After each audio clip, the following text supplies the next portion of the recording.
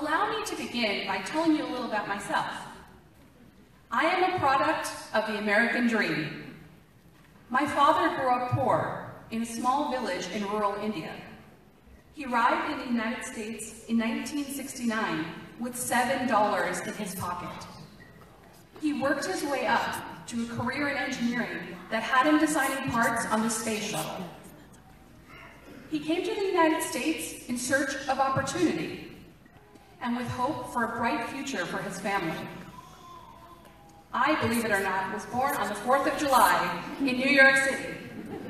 And, even more remarkably, on July 3rd, my mother brought my grandfather to visit the Statue of Liberty, our national symbol of freedom and friendship between nations.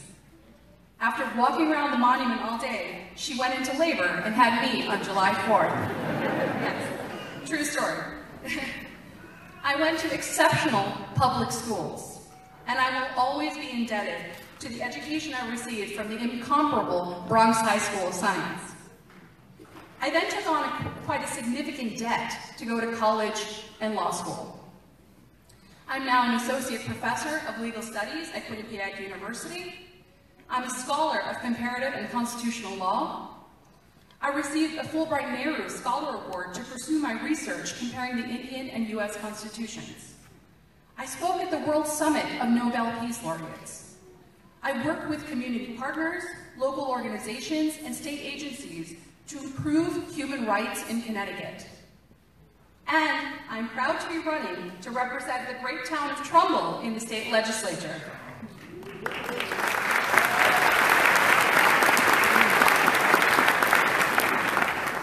I'm telling you this with the hope that you will keep the following in mind.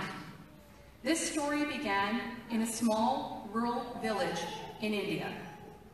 And I stand before you today hoping to inspire others and feeling a sense of responsibility to create these opportunities for every community. That is the immigrant story. That is the story of the United States.